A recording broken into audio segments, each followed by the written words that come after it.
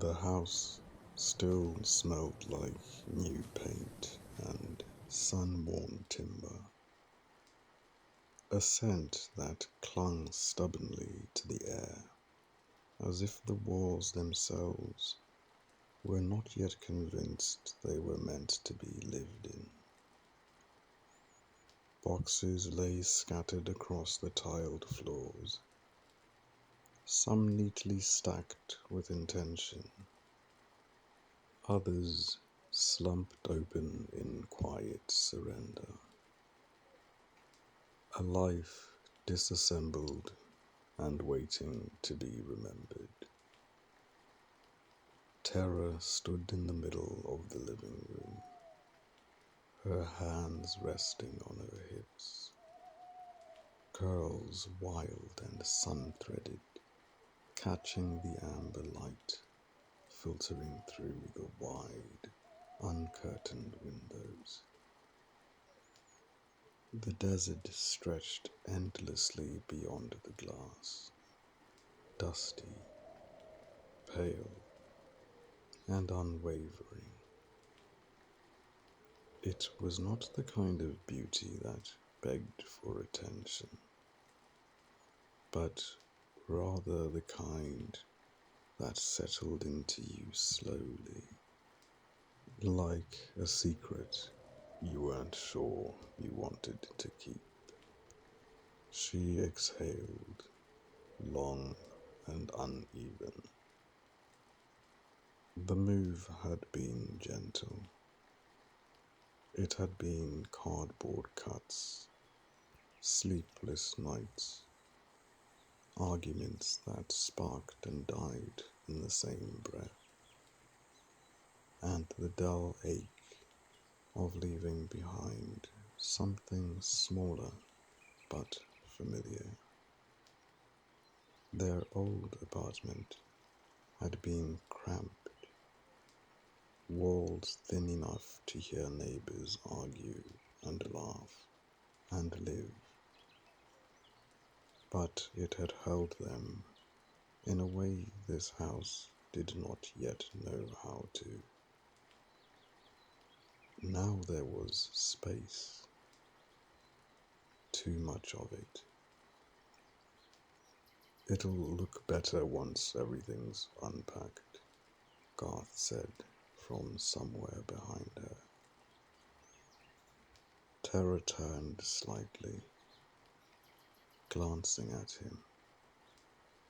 He stood near the kitchen island, already assembling something. Of course he was. Instructions lay flat beside him, untouched, as if he had already solved them before even opening the box. She smiled faintly. You say that like it's a fact. It is a fact, he replied, not looking up. Empty spaces feel incomplete. That's expected. There it was, his way of speaking. Clean, direct, unburdened by poetry. Terra often wondered if he knew how his words landed, or if he simply trusted that meaning alone was enough. She walked toward the window instead of responding, her fingers brushing the glass. Outside, the wind carried thin ribbons of dust across the road. No people, no movement. Just the quiet hum of a place still becoming something. It's strange, she murmured. It feels like we've moved into the middle of a sentence that hasn't been written yet. Garth paused, finally looking at her. I think it's more like a blank page. Terra smiled again, softer this time. That's less romantic. It's more accurate. She laughed under her breath, shaking her head. That was Garth, never intentionally dismissive, never unkind, but always anchored in something solid, while she drifted somewhere just above it. Still, there was comfort in that.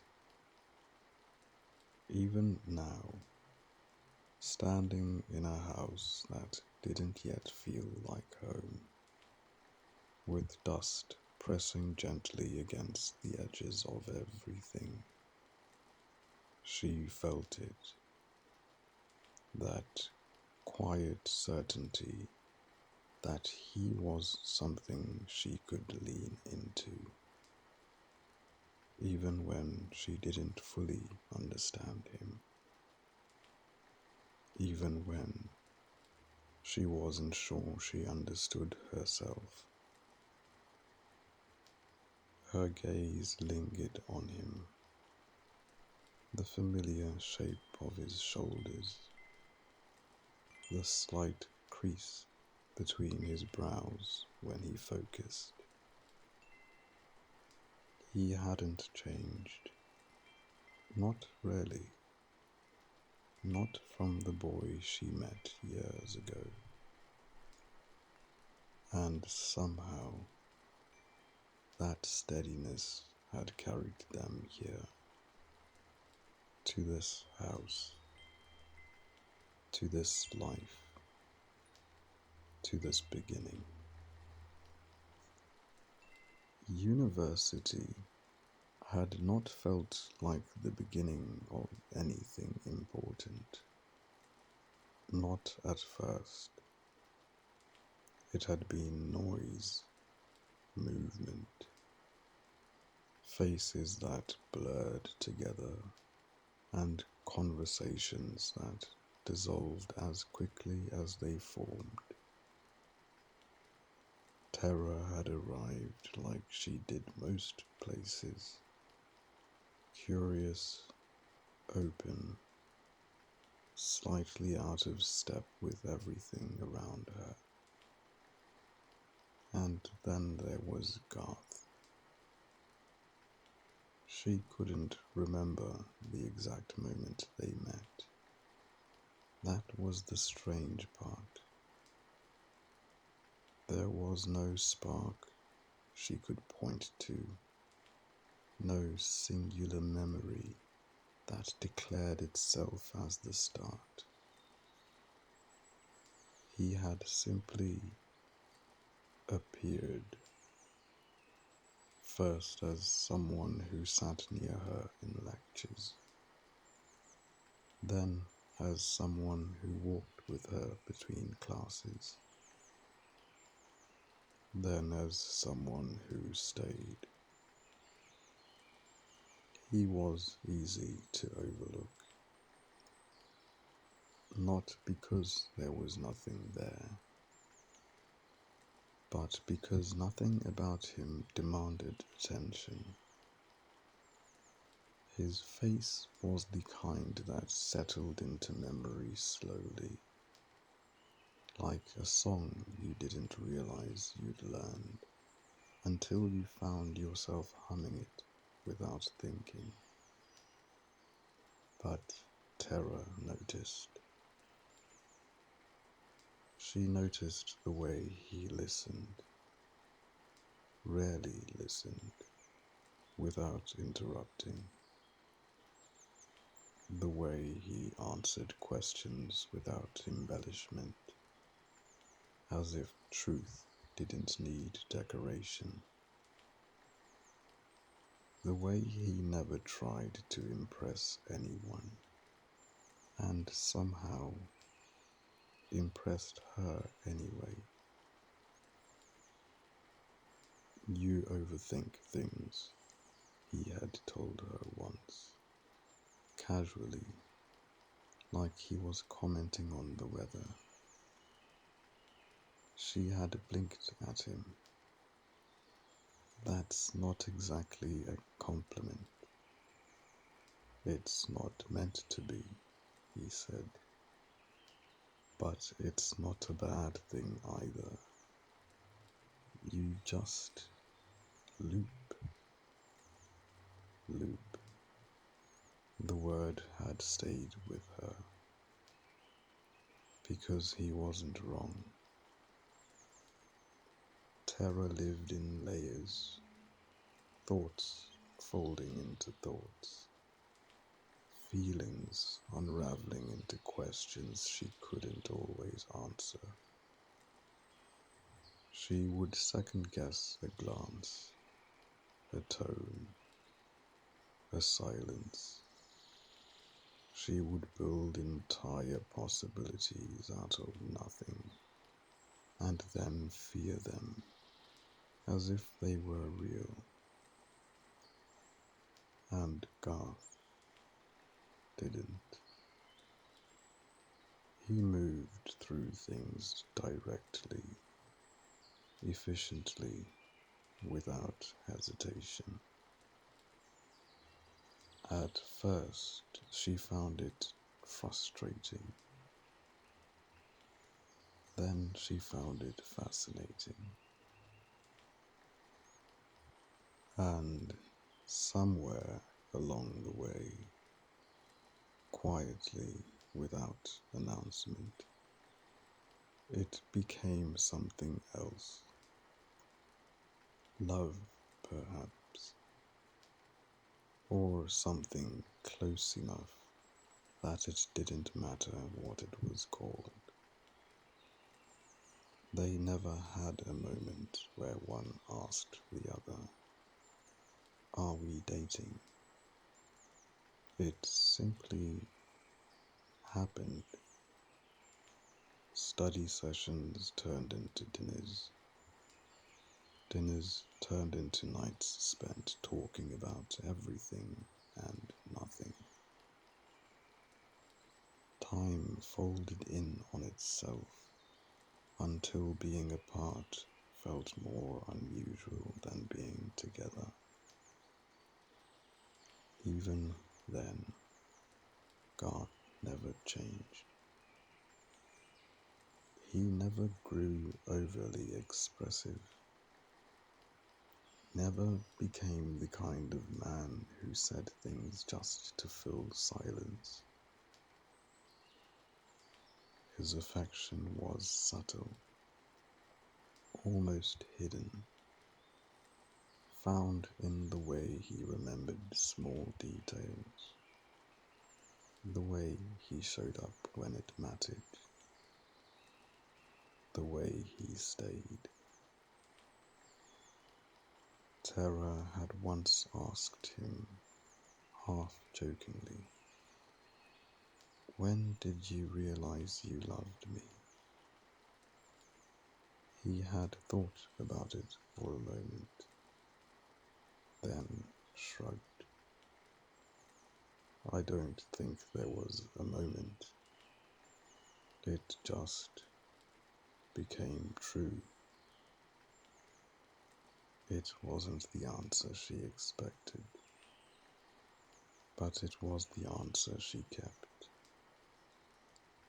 By the second evening, the house had begun to shift. Not physically, but in the way it held sound. The echo softened slightly. The corners felt less like they were waiting, and more like they were watching. Terra sat cross-legged on the floor of the bedroom, surrounded by half-opened boxes. A thin layer of dust had already begun to settle on the windowsill, carried in by the persistent desert wind. She ran her fingers through her curls, tugging lightly at a knot. There it was again, that feeling, not quite fear, not quite unease, just awareness of the silence, of the distance between them and everything they had known before, of how easy it would be to get lost out here, not physically, but in the quiet spaces between thoughts. Garth, she called softly. He appeared in the doorway a moment later, glasses slightly askew, as if he had forgotten they were there. Yeah? She hesitated. It felt silly when she tried to put it into words, like trying to explain a dream that dissolved the moment you spoke it aloud. Do you ever feel like something's off? She asked. He frowned slightly. Define off. She exhaled, looking down at her hands. I don't know, just like things haven't settled yet. Like the house is still deciding if we belong here. Garth leaned against the doorframe, considering. That's normal, he said after a moment. It's a new environment. No familiar reference points. Your brain is just trying to map it. Terra smiled faintly. You always have an explanation. That's because there usually is one. She looked up at him then, rarely looked, at the man she had somehow built life with. The man who stood solidly in the world while she drifted through its edges. The man who didn't always understand her, but stayed anyway. Do you ever worry? She asked quietly. About what? Us. This. Everything. Garth didn't answer immediately. He stepped into the room instead, moving past the boxes until he stood in front of her. Then, without ceremony, he crouched down and rested his hand lightly against her arm. I don't worry about things that are working, he said. Terror searched his face. And we are. He met her gaze, steady and certain. Yes. It wasn't dramatic. It wasn't poetic. But it was enough. Terra leaned into him slightly, her thoughts quieting, not disappearing, never that, but softening, like wind settling over sand. Outside, the desert stretched on, endless and patient,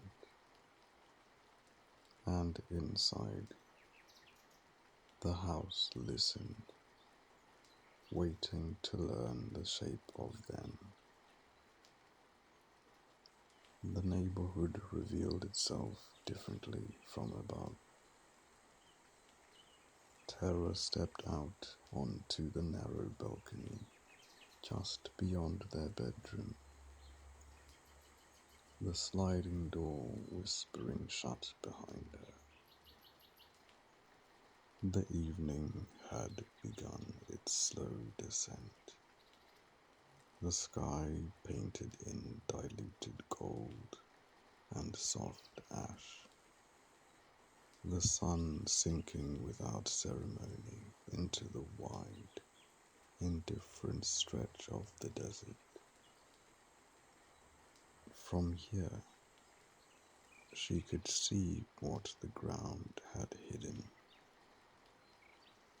The streets were lined with houses that felt paused. Some stood complete like theirs, tan, uniform, precise in their sameness, while others lingered mid-construction, skeletal frames exposed, roofs unfinished, windows like empty eyes staring out into nothing. It looked less like a neighborhood and more like a thought interrupted halfway through, a place waiting to decide what it wanted to become. She leaned against the railing, the metal still warm from the day's heat, and reached into the pocket of her loose shirt. The cigarette sat between her fingers, like a familiarity that felt both comforting and quietly disappointing. The lighter flicked, a small flame, a brief hesitation. Then she inhaled. The smoke curled into the evening air, dissolving almost instantly, as if the desert refused to hold on to anything that didn't belong to it. Garth had helped her quit once, not with lectures or ultimatums. He wasn't that kind of man, but with presence, with quiet persistence,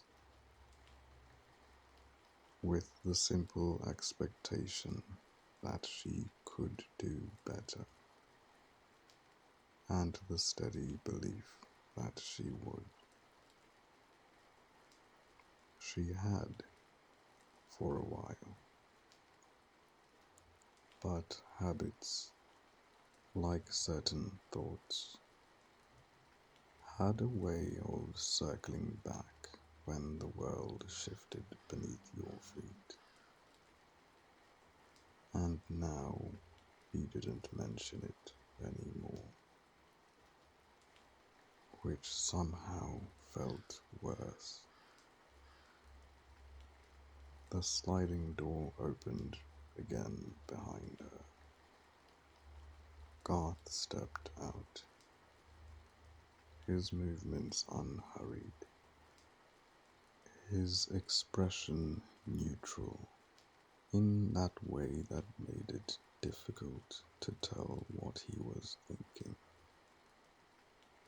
He stopped beside her, his gaze lifting immediately to the sky. For a moment, he said nothing. The fading light reflected faintly in his glasses, softening the angles of his face. There was something almost boyish in the way he looked upward, as if the vastness above still managed to impress him, even after all of this time. "It's clear," he finally said. "You'll probably be able to see more stars out here." Terra glanced at him.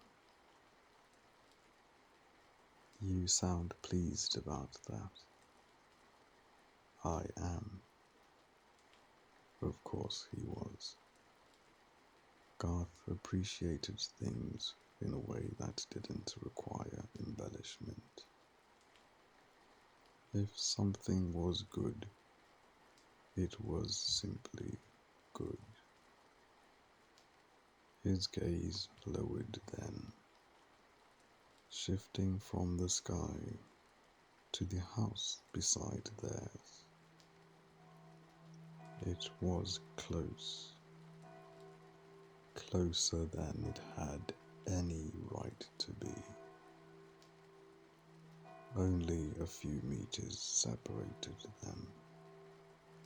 Another identical structure. Same tan exterior. Same rigid design. Its windows dark and unreadable in the fading light. Garth's expression tightened, just slightly. A subtle shift, easy to miss unless you knew him. "That's closer than I expected," he muttered. Terra followed his gaze, her eyes tracing the narrow gap between the two houses. She hadn't thought much of it before. When they first saw the property, her attention had been pulled outward, toward the open desert, toward the promise of space and distance, and something new. But now it felt different, confined somehow, like two thoughts pressed too closely together, unable to breathe. Garth glanced at her then, at the cigarette between her fingers, the thin line of smoke drifting upward. He didn't say anything,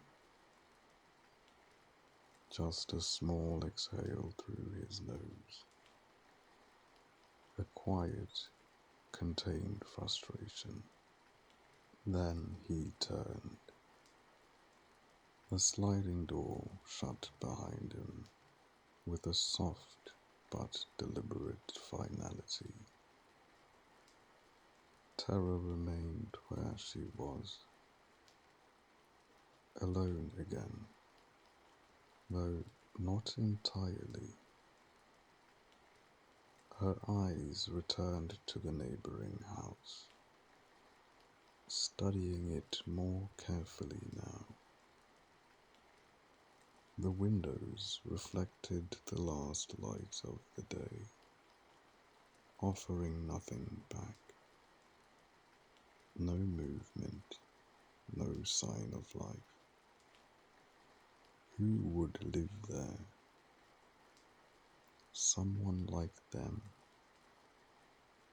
another couple perhaps, or a family, or someone entirely different, someone who watched from behind those windows, unseen, forming quiet opinions about the people next door.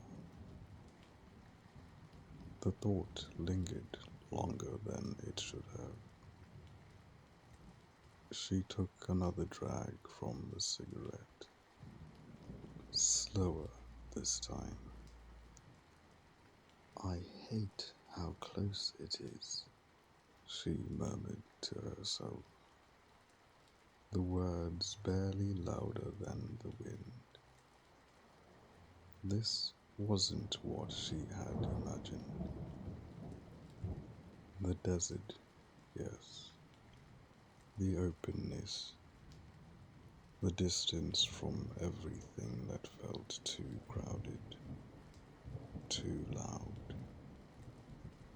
But this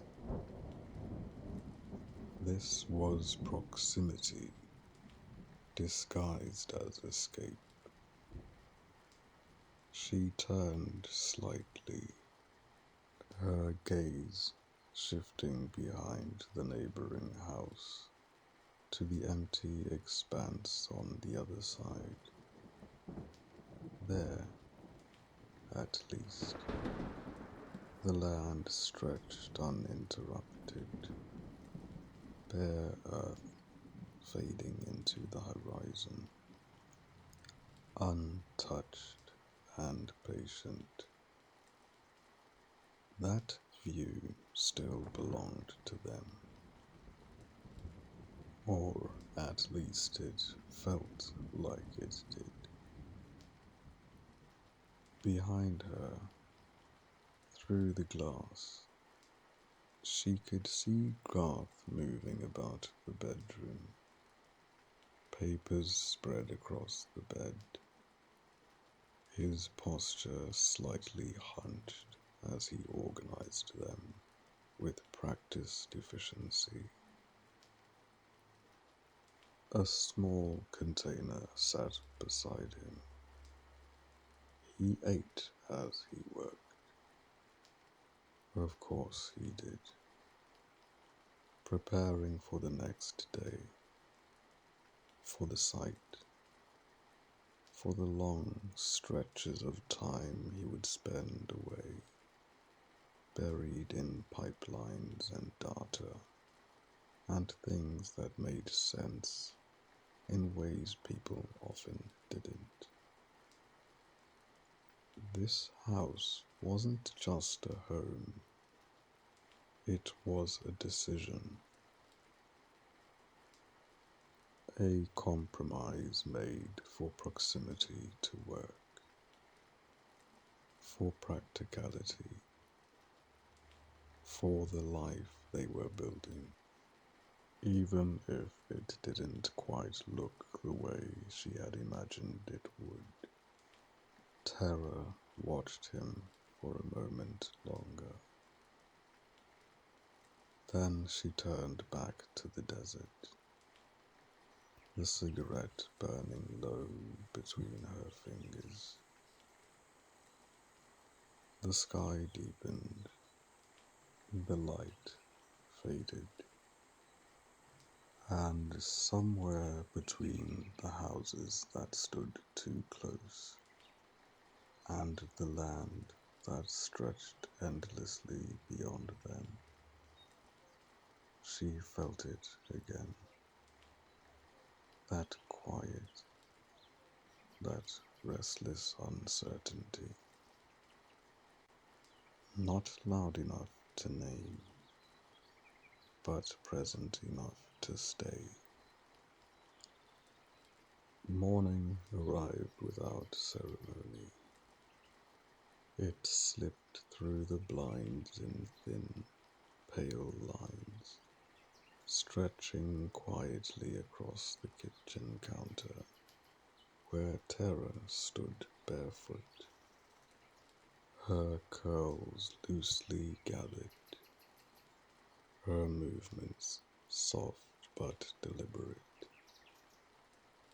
The house felt different in the early light, less uncertain, more exposed, like it had nothing left to hide. The kettle hissed gently, bread browned in the toaster.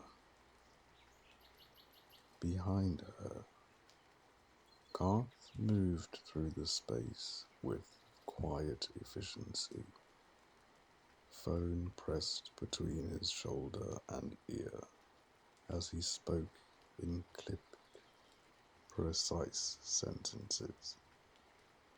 Words like pressure, flow rate, and inspection schedule drifted through the air, sharp and practical, belonging entirely to a world Terra understood but did not inhabit in quite the same way.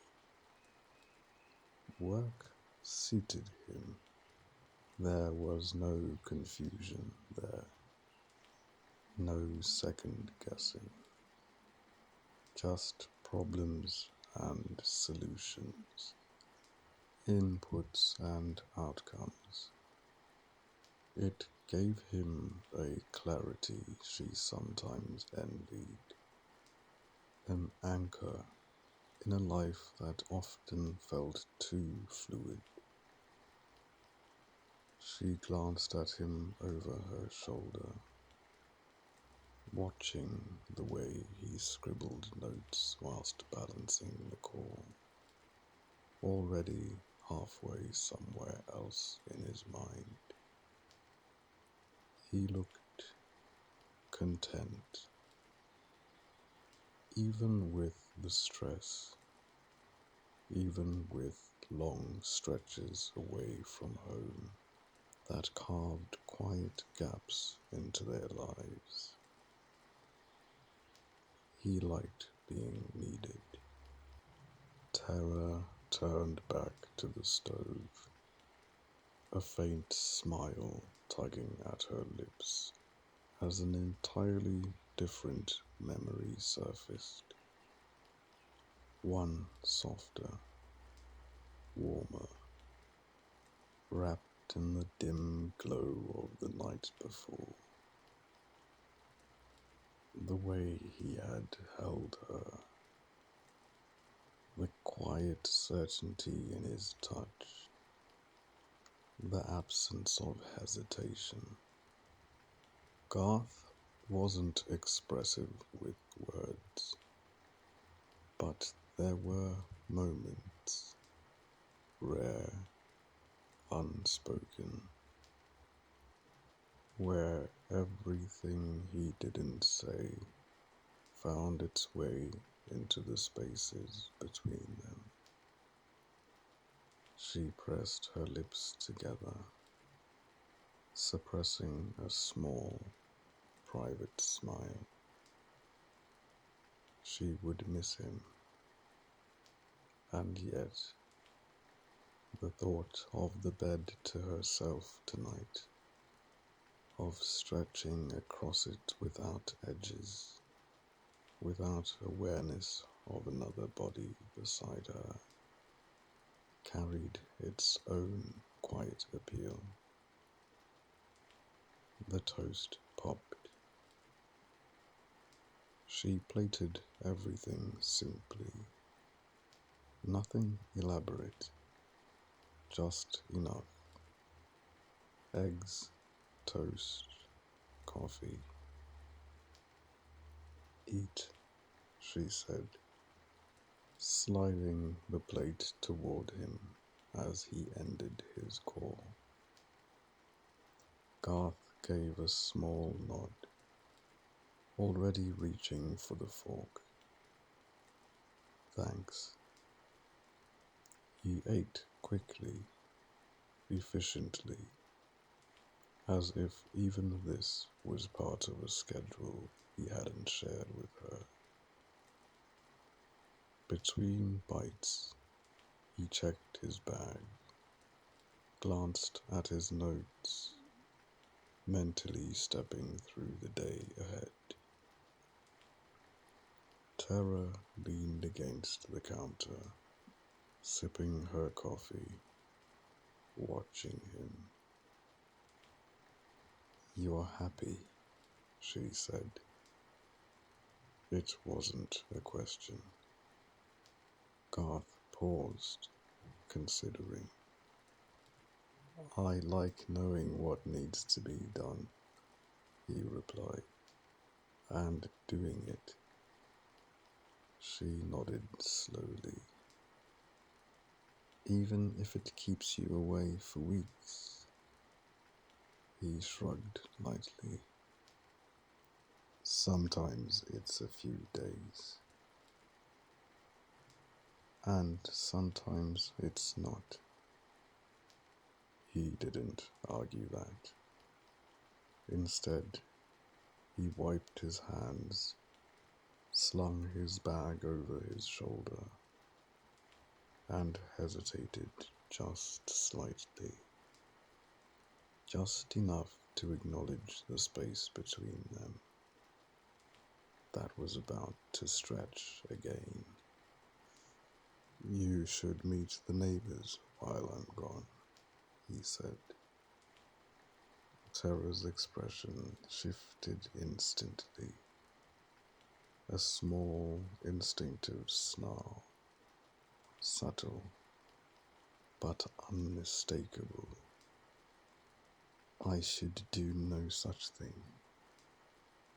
Garth exhaled faintly, not quite amused, not quite resigned. "I'm just saying, it might help. I don't know how long I'll be out there." She crossed her arms, leaning back against the counter. "I'll survive the isolation. That's not what I'm worried about." She tilted her head, studying him. "Then what are you worried about?" He didn't answer immediately. Instead, he stepped closer, placing his hand lightly against her waist, grounding the conversation before it drifted too far. "You tend to spiral when you're alone too long," he said simply. There it was again, blunt, unadorned, true. Terra narrowed her eyes slightly, though there was no real bite behind it. "I reflect," she corrected. "You loop," he replied. She huffed softly, but the corner of her mouth lifted despite herself. "Go to work, Garth." He leaned in then, pressing a brief kiss to her lips. Familiar, steady, enough to linger just a second longer than necessary. "Lock the door," he said. Obviously. She walked him out anyway. The morning air was cooler than she expected, the desert still holding on to the last traces of night. She stood in the doorway, coffee cup in hand, watching as he loaded his things into the truck. For a moment, he looked back at her. Then he got in. The engine turned, and just like that, he was gone. The car disappeared down the quiet street, past the unfinished houses and the ones that stood too close together, until it became just another absence swallowed by distance.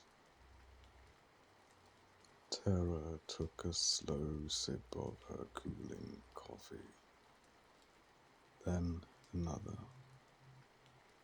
and then she turned back inside. The house greeted her differently this time. Empty. Not in a hollow way, but in a way that felt expansive, untouched, entirely hers. For the first time, she was alone in it. She set the cup down and got to work. There was no hesitation in her movements now, no drifting. She unpacked with precision, almost militantly, as if order itself could anchor her in the space. Boxes were opened, sorted, flattened, surfaces cleared, corners claimed. Time passed without her noticing, until the doorbell rang. Terra froze. It was immediate, instinctive. Her hands stilled, her breath catching just slightly as she turned toward the front door. No, not yet. She moved quietly, almost cautiously, stepping toward it, but not opening it immediately. Instead, she stood just behind it, her fingers resting lightly against the wood. A small, familiar dread settled in her chest. She wasn't ready.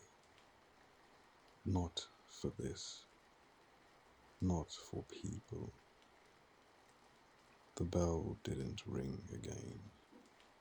After a moment, she exhaled and pulled the door open. A blonde woman stood on the other side, all brightness and energy, her smile wide, too wide. The kind of smile that didn't seem to belong to someone who had ever known real exhaustion. "Hi," the woman chirped. "I'm Kenzie. I live just up the road. I wanted to come welcome you to the neighborhood." Her eyes flicked past Terra almost immediately, scanning the interior of the house with quick, curious movements. Terra shifted slightly, instinctively blocking the view. "That's kind of you," she said carefully. Kenzie didn't seem to register the hesitation. "I saw you guys move in. Well, not saw, but trucks and all that. It's always exciting when new people arrive." Her gaze moved again, trying to peer around Terra. Can I come in? Terra opened her mouth to answer. It's just that the house isn't really... But Kenzie was already stepping forward, slipping past her with casual entitlement. Her gym attire, crisp and fitted, her energy filling the space before Terra could stop it. Oh, wow, Kenzie said, looking around. You've got a lot to do. Terra closed the door slowly, turning to watch her. Yes, she said flatly. That was the plan for today. Kenzie laughed lightly, waving a hand. Oh, it's always like that at first. Don't worry. You'll get used to it. My husband's in oil too, so I know how these things go. Terra raised an eyebrow slightly. Oh. Yes, he's out on site a lot, Kenzie continued, already drifting further into the room. I don't really know exactly what he does. Something technical. But it keeps us comfortable. Of course it does, Terra thought. Kenzie turned back to her, smile unwavering. You should come to yoga sometime. We do it every morning. The other housewives will love you. Terra blinked. I'm not a housewife. Kenzie paused. Not confused exactly, just unable to process it properly. Oh, she said, as if the world itself didn't quite fit. Well, I mean, what else would you be doing out here? Terra opened her mouth to respond, but Kenzie continued, her tone shifting slightly, light, but edged with something unintentionally condescending. I mean, I know some women like to call it work, but... Terra's expression cooled. Kenzie's gaze drifted then, past her, toward the staircase. There was a curiosity there, a quiet intention. Terra stepped forward immediately, intercepting it. I think that's enough exploring for today, she said smoothly, gesturing toward the door. The house isn't ready for guests yet. Kenzie blinked, then smiled again, unbothered. Of course, I'll let you settle in. Terra walked her out without another word, opening the door and holding it just long enough. You'll have plenty of time to observe from a distance, she added lightly. Kenzie beamed.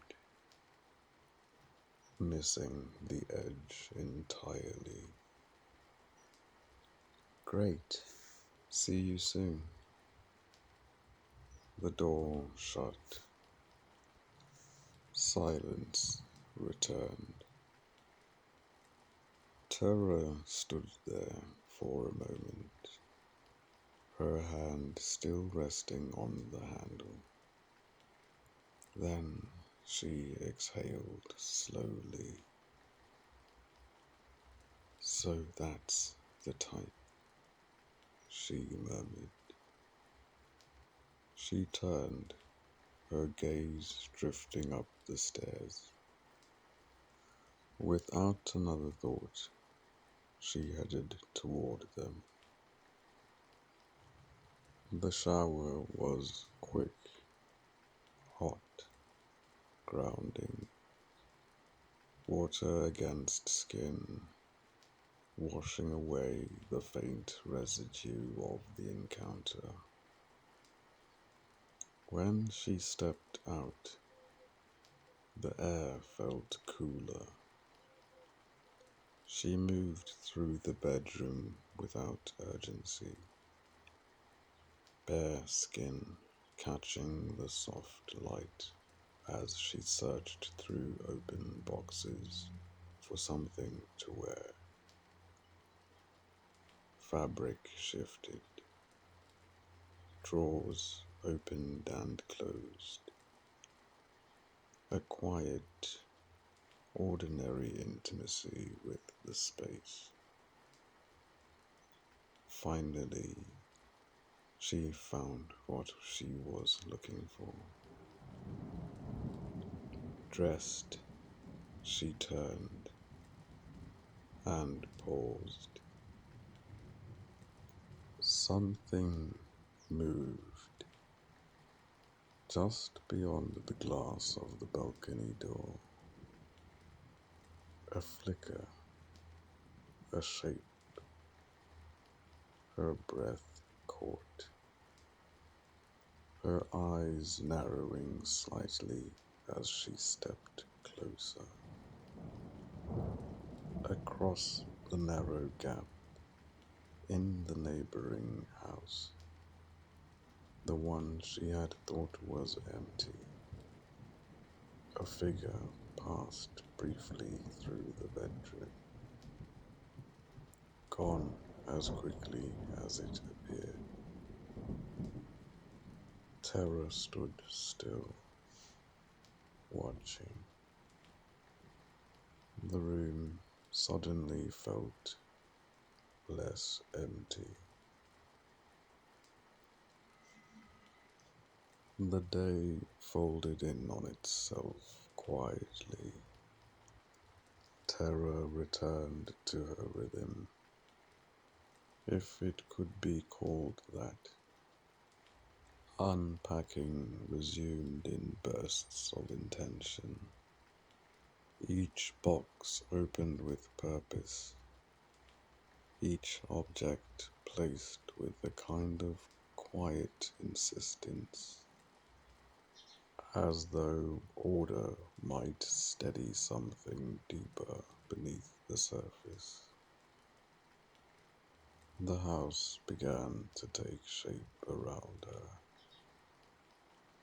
Not fully, never fully, but enough that it started to resemble a place someone could belong to.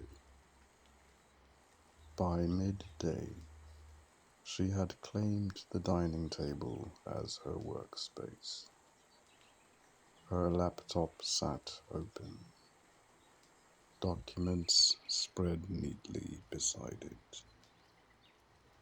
The familiar language of data and logistics, pulling her into something structured, something predictable. Numbers didn't second guess themselves. Systems didn't hesitate. She preferred that. Falcon Oil, her world within the same industry that took Garth away, lived in spreadsheets and projections, in quiet decisions made far from the dust and the machinery of the sites he occupied. She managed flow, tracked outputs, interpreted patterns. It was control without chaos. And yet, her focus fractured more than it should have. The thought returned, uninvited, persistent. The figure, that brief passing shape in the neighboring house. She paused mid-sentence, her fingers hovering above the keyboard, her gaze drifting unconsciously towards the hallway that led to the bedroom upstairs. It had been quick, almost nothing, but not nothing. Her hand moved instinctively, tugging slightly at the hem of her top, pulling the fabric down, as if the gesture itself could shield her from something unseen. A quiet awareness settled over her, of the windows still bare, of the open lines of sight between houses that stood too close for comfort. She hadn't noticed it before. Now she couldn't stop noticing it. The rest of the afternoon passed in fragments. Work completed, boxes unpacked, small victories that felt less satisfying than they should have. By evening, the house dimmed into softer tones. Shadows stretched across the walls. The desert outside cooled into muted blues and greys, the sky losing its edge. Terra moved through her routine slowly, deliberately, brushing her teeth, changing into something softer, pausing once or twice, for no real reason at all. Then she picked up her phone. Garth answered on the second ring. Hey. His voice was steady, familiar, grounding in a way she didn't fully appreciate until it was all she had. Hey, she replied, settling onto the edge of the bed. How was your day? There it was. The same question, the same entry point. Productive, she said. I unpacked a lot. Got some work done. Good. A pause. And yours? Busy. There's an issue with one of the lines. We're looking into it. Of course they were. There was always something. She could picture him. Helmet on, sleeves rolled, moving through problems with that same quiet precision he carried everywhere else. Are you eating? She asked. Yes. Something decent? It's fine. She smiled faintly. The conversation moved the way it always did. Predictable, familiar, almost rehearsed without feeling forced. Questions asked, answers given. Small check-ins that filled the distance without quite closing it. Then the neighbor came over, Terra said, a slight shift on the other end. Oh, her name's Kenzie, blonde, very enthusiastic. Garth exhaled lightly, something close to amusement. That was fast. She invited herself in, Terra added, and tried to recruit me into morning yoga with the housewives. A brief silence. That sounds about right. I don't like her, Terra said plainly. I didn't think you would. There was no judgment in his voice, just observation.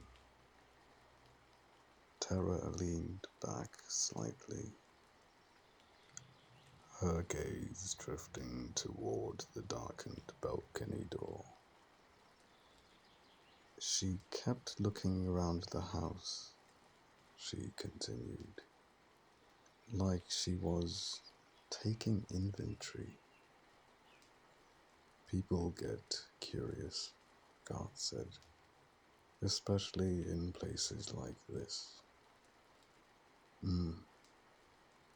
She let the topic settle. There was something else there. Something she could have said. I saw someone next door. The words hovered just beneath the surface, but she didn't say them. Instead, she asked, "When do you think you'll be back?" "Not sure yet," he replied. "A few days, maybe longer. Depends on how this goes." Of course it did. "It's fine," she said. "I'll be here." "I know." Another pause. Soft, familiar. "I'll call you tomorrow," he added. "Okay." "Lock the doors." "I will." They lingered for a moment longer, neither quite ending the call, neither adding anything new. Then, "Good night, Terra." "Good night, Garth."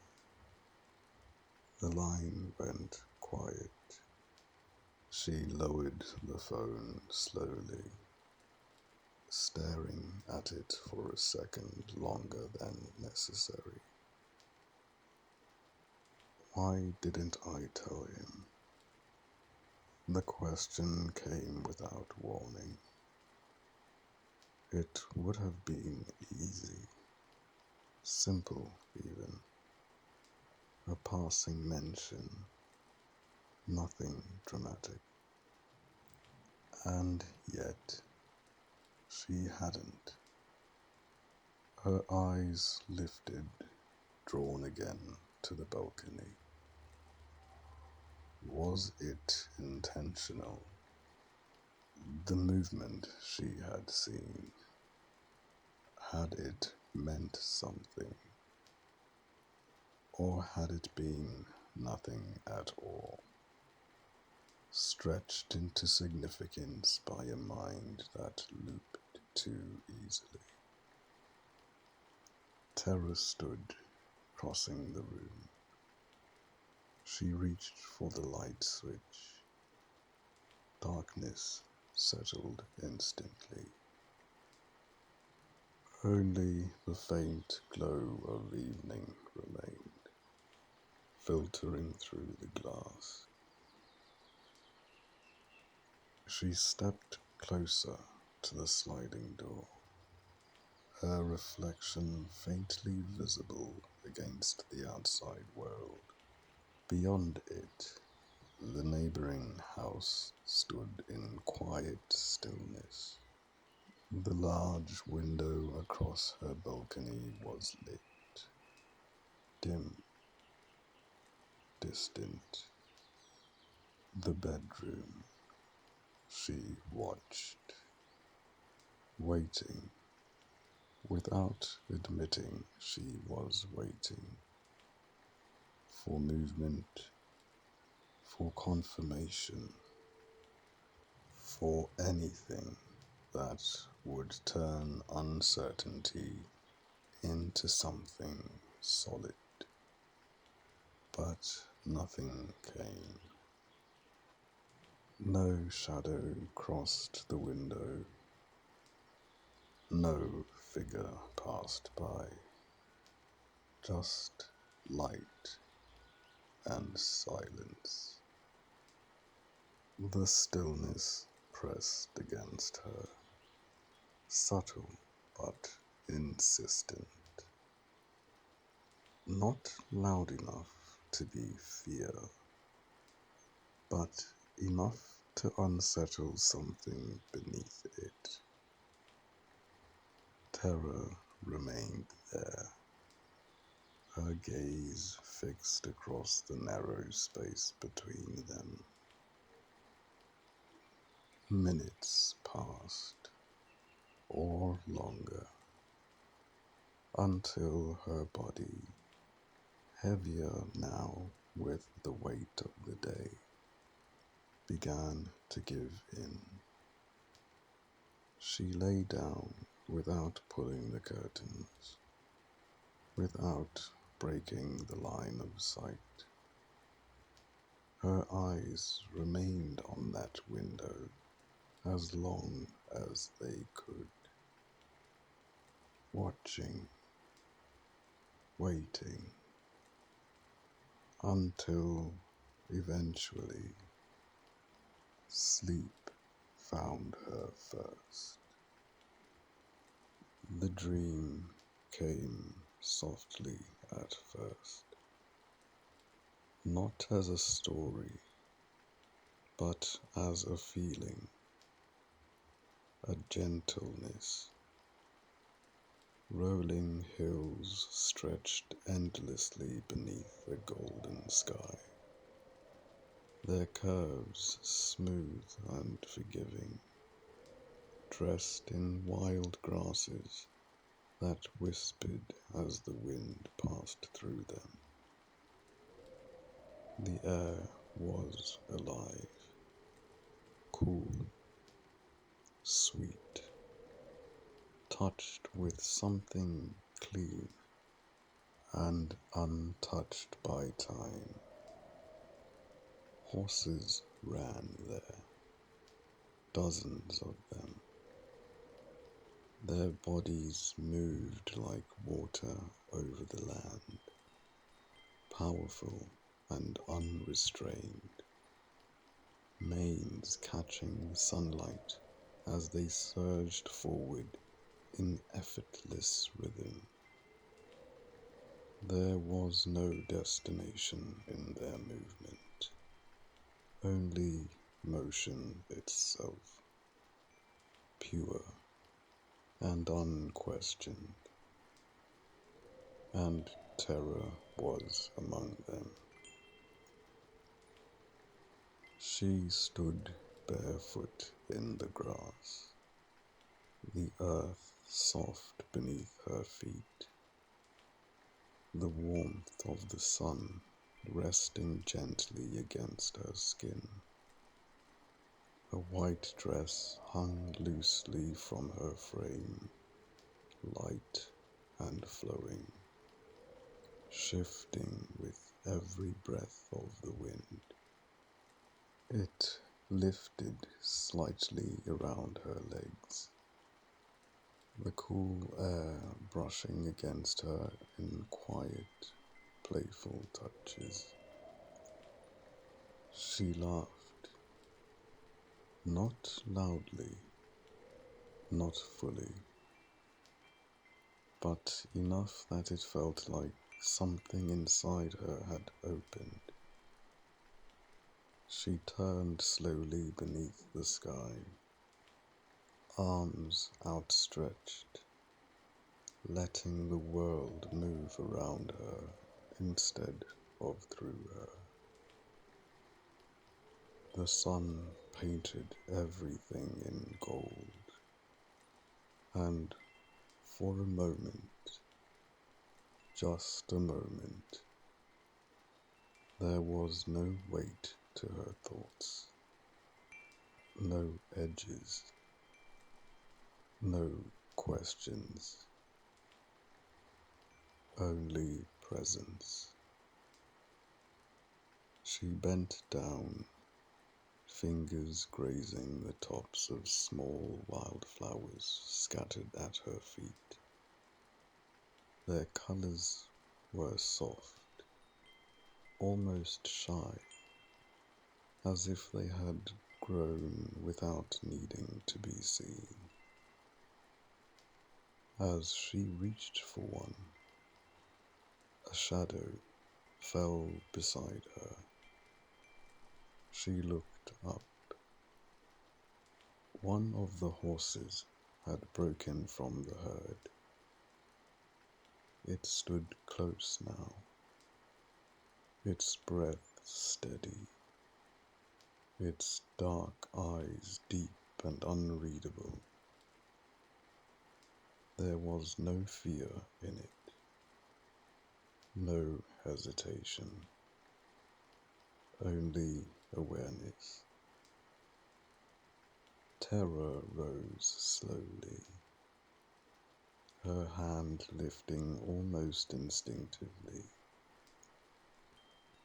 Her fingers brushed against its neck, feeling the warmth beneath its skin. The quiet strength coiled within its stillness. "You're beautiful," she whispered. The horse exhaled softly. She smiled, tilting her head slightly. "I'll call you Viva." The name felt right as it left her lips. Light, alive. The horse shifted, then, slowly, it turned its head toward her and spoke. "I do not have a name." The voice was not loud, not unnatural. It moved through the air as easily as the wind itself. Terror stilled. "What?" she murmured, her brow knitting slightly. "Those that are free," it continued, "cannot be summoned." The words settled into her like something older than understanding. Before she could respond, The horse stepped back, then turned and ran. It moved swiftly, rejoining the herd without resistance, folding back into their motion as if it had never left. Terra watched, her chest tightening slightly as the distance between them grew. Something felt different now. The rhythm of the herd had changed. They were still running, but not with the same ease. There was urgency in it, a pull, as if something unseen had begun to chase them. The breeze shifted. It lost its cool edge, warming subtly at first, then more incessantly. The grass no longer whispered, it trembled. Terra's smile faded. The sky above her shifted too, the soft clouds thinning, stretching, retreating as though drawn away by an unseen force. She turned and saw it. At the far edge of the hills, where green met horizon, the desert was coming. Not slowly, not naturally. It moved like hunger. Sand surged forward in waves, swallowing the grass in great ravenous breaths. The hills lost their color as it advanced, devouring everything in its path without pause, without mercy.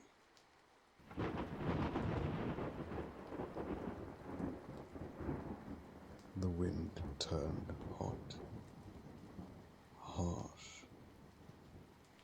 It pressed against her skin, no longer playful but punishing, carrying grains of sand that stung as they struck.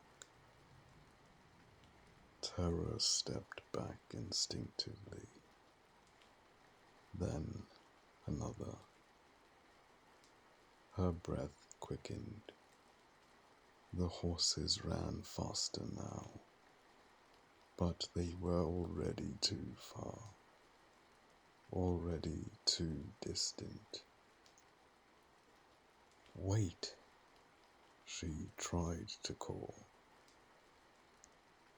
but her voice felt small against the growing roar. The sand rushed closer, closer. She turned and ran. Her bare feet struck the ground harder now. The softness of the earth disappearing beneath her as the land itself seemed to harden, to crack, to surrender. The sun above sharpened, white, blinding, unforgiving. The wind howled. She could feel it at her back, chasing her, rising around her, swallowing the world in every direction. The hills vanished. The flowers vanished. The horses gone. The sand caught her. It rose around her legs, her waist, her chest, and then stillness. Terra stood alone. The desert stretched endlessly in every direction, flat and merciless beneath the blazing white sun. The air shimmered with heat. The sky was empty. There was no movement, no sound, no trace of what had been there before. Her chest tightened, her throat dry. Viva, she whispered, though she knew it had never been hers to call.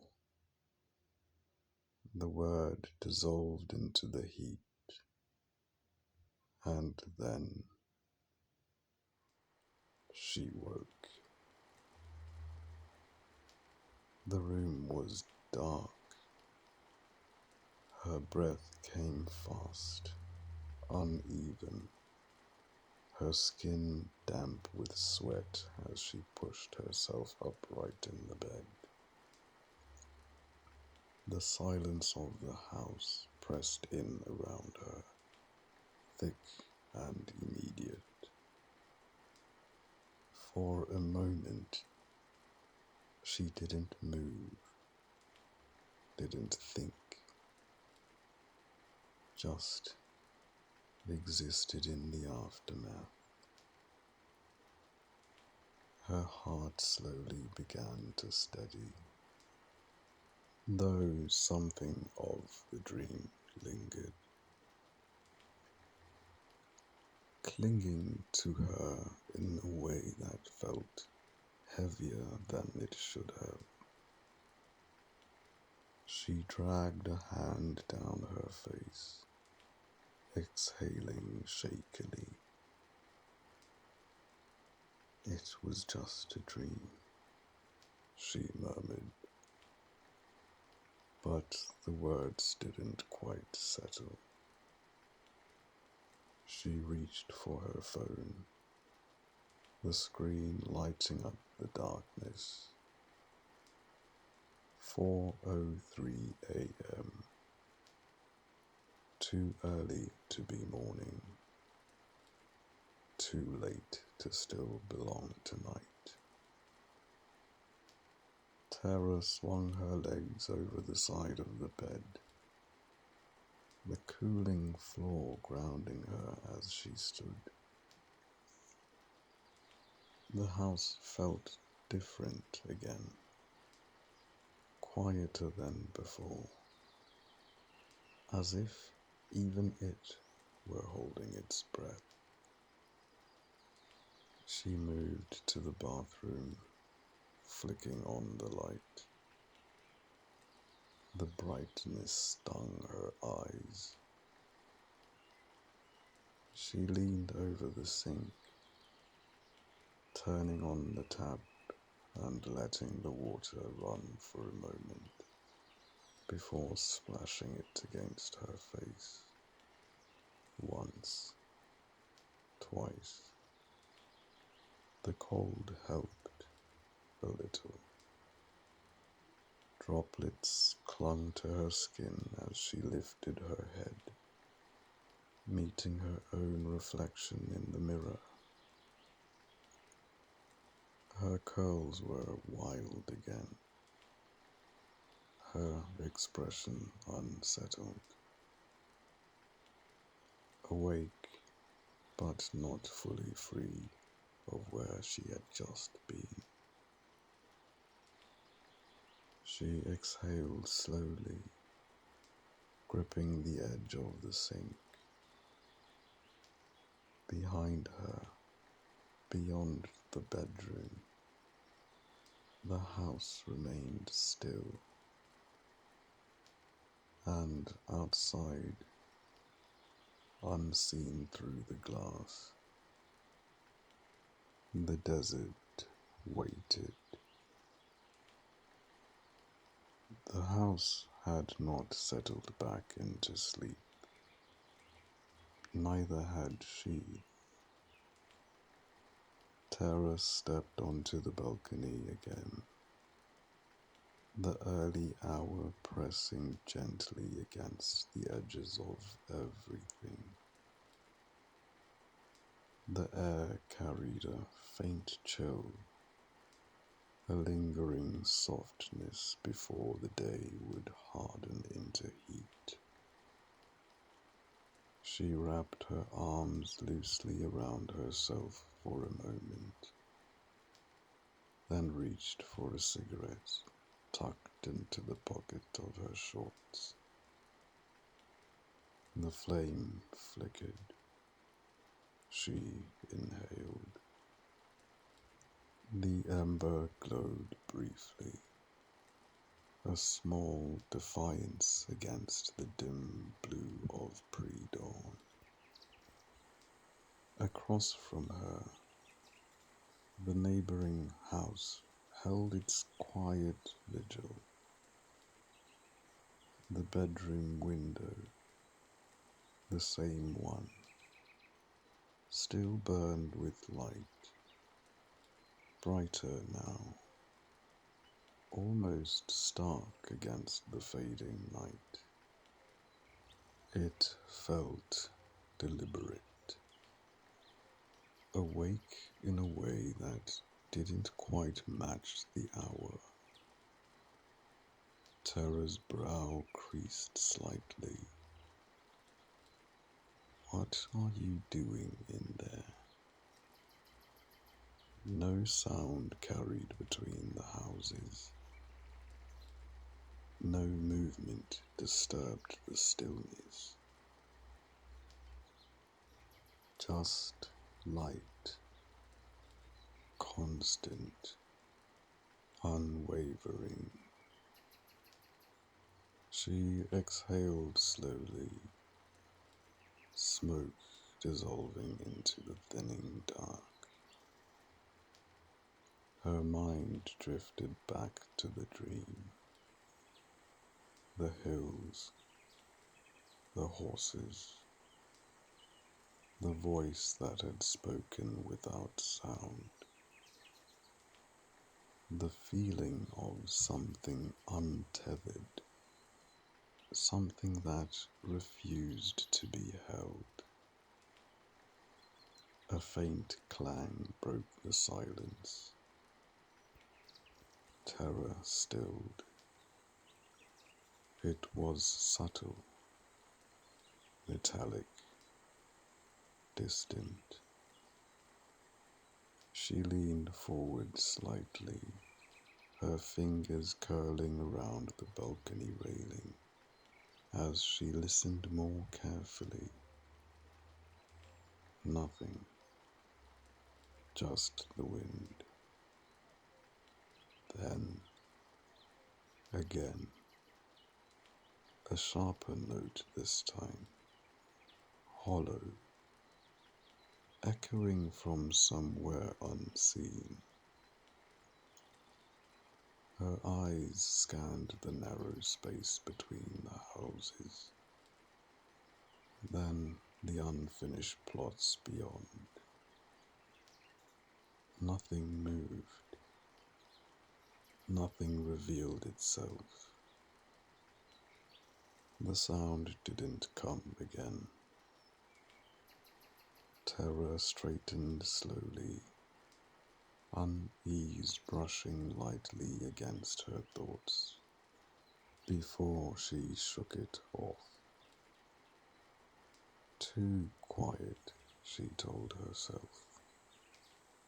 Too much time to think. She flicked the cigarette over the edge. watching the ember fall and disappear into the dust below. Coffee, that would help. She turned and stepped back inside. The kitchen felt colder than it should have. Or maybe it was just the hour. Terra moved through it with quiet familiarity now, reaching for her mug without thinking, setting it beneath the machine. The soft hum filled the silence, grounding, predictable, routine. The machine paused, then ding. She frowned, glancing down at the small display. No milk. She opened the fridge. That's not right, she murmured. She had stocked everything. She remembered it clearly, standing in the grocery aisle, checking and rechecking, making sure they wouldn't need to leave the house for days. Cold light spilled out. She shifted items aside, scanning the shelves. Nothing. No milk. Terra blinked, her fingers pausing against the cool interior. I must have missed it, she said under her breath. It felt wrong, but not impossible. The move, the exhaustion, the constant adjustment. Things slipped. She closed the fridge, exhaling lightly, and let it go. Black coffee, then, or none at all. She picked up her mug and headed back upstairs. The light had changed. Not fully morning, but close enough that the sky had begun to pale. A cold, creeping glow brushing against the edges of the world. It climbed slowly over the neighboring house, catching on its sharp lines. Its identical structure now softened by the approaching day. Terra stepped into the bedroom and stopped. Someone was there, in the window across from her. A man, topless, his form caught in that strange in-between light, neither shadow nor fully seen. He moved slowly, deliberately, as if time held a different weight around him. Long green sleeping slacks hung loosely from his hips, the fabric shifting with each measured step. Terra didn't move. Her breath slowed, her eyes tracing the quiet strength of his frame. There was a kind of unstudied balance to him, shoulders broad but not rigid, muscles defined without effort, as though shaped by living rather than intention. He wasn't posing, he wasn't aware, or perhaps he was. Something about the way he moved suggested thought, not performance. A man alone with himself, contained within his own quiet. Terra stepped closer to the balcony door without realizing she had moved at all. Her hand brushed the frame as she leaned slightly, just enough to see him more clearly. He lifted a cup, coffee, and took a slow sip, his gaze unfocused, distant. There was something in that stillness, something that pulled. Terra tilted her head slightly, studying him the way one studies something not meant to be understood all at once. The curve of his neck, the subtle rise and fall of his chest, the way the early light touched his skin like something hesitant. She didn't think. She just watched. And then he turned, abrupt, certain. His eyes met hers. The world narrowed instantly. Terra felt it before she could name it. A sudden rush, sharp and disorienting. Not fear, not quite. Something deeper. Something that moved through her too quickly to separate into parts. She didn't look away. Couldn't. They held there, locked in a moment that stretched far beyond its size. No gesture, no expression, just awareness of each other, of the distance between them that suddenly felt far too small. Her breath quickened, shallow now, her body betraying something she didn't yet understand. Still, she didn't move, and neither did he, until he turned again, casual, unhurried, as if the moment had already passed for him.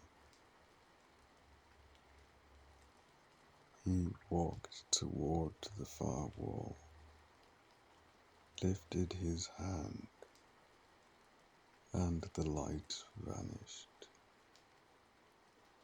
Darkness swallowed the room completely. Terra remained where she was, her chest rising and falling too quickly now, the silence rushing back in around her. Only then did she realize she had been holding herself too tightly. Her hand slid down, fingers pressing into her thigh, as if to anchor herself back into her body. "What was that?" she whispered. But the question had nowhere to land.